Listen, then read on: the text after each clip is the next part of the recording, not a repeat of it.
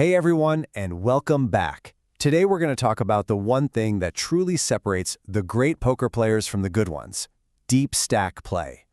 We're going to break down how mastering this one concept unlocks a completely new level of the game. So let me ask you something. Have you ever had one of those nights where you are just crushing it at one table, feeling like a total boss, only to sit down on another game and get absolutely run over? What is going on there?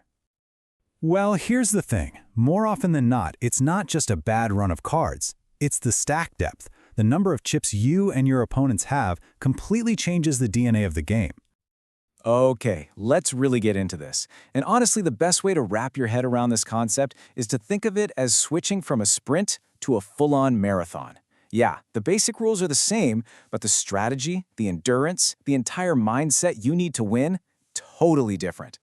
So, what are we actually talking about when we say deep stack poker? Well, simply put, we're talking about games where you start with 100 big blinds or more. And, this is key, the blinds go up slowly. This isn't some turbo tournament. It's a format that's built to give you the time and the room to outmaneuver your opponents, not just get lucky against them. And this right here, this perfectly captures the mental shift you have to make. A shallow stack game, it's a drag race. It's all about raw pre-flop power. It's often just push or fold. But a deep stack game? Oh, that's a chess match.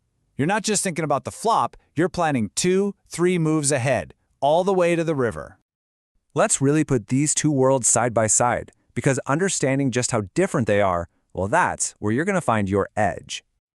Just look at this. This chart tells the whole story. In shallow games, see how high that variance is?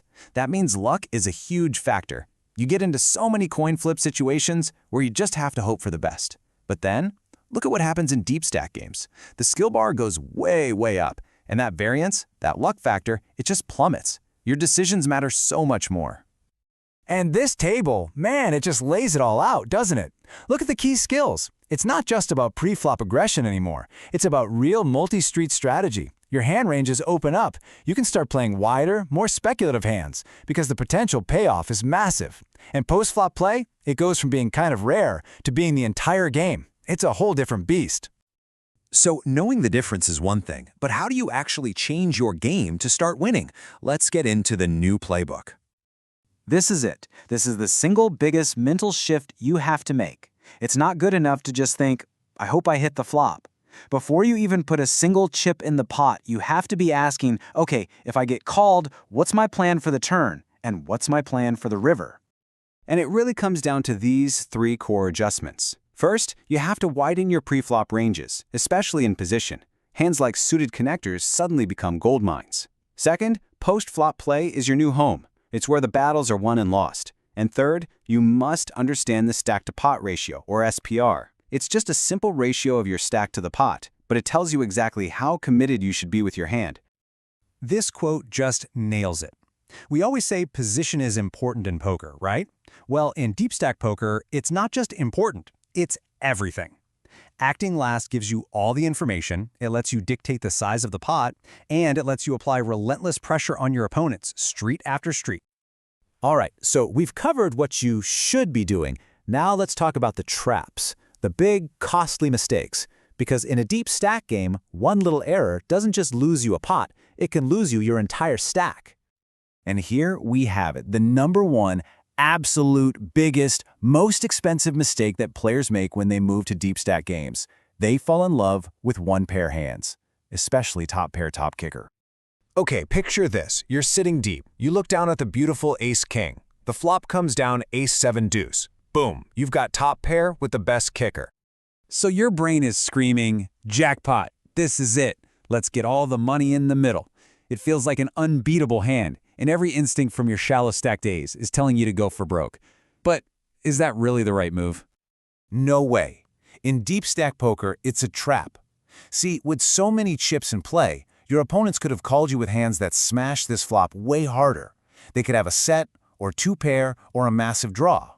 Your beautiful top pair hand is suddenly incredibly vulnerable, and it is almost never worth risking over 100 big blinds on. And the mistakes don't stop there. Other huge leaks are things like using the same bet size every single time, which just makes you an open book, or ignoring the massive implied odds you get with speculative hands.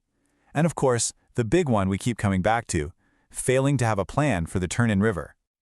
So after you learn to avoid all those traps, what's the reward? Why go through all this trouble to adapt your game?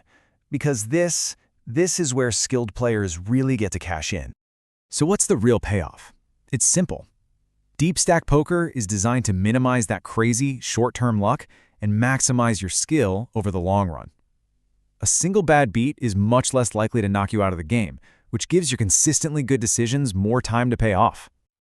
This is exactly why the pros love it.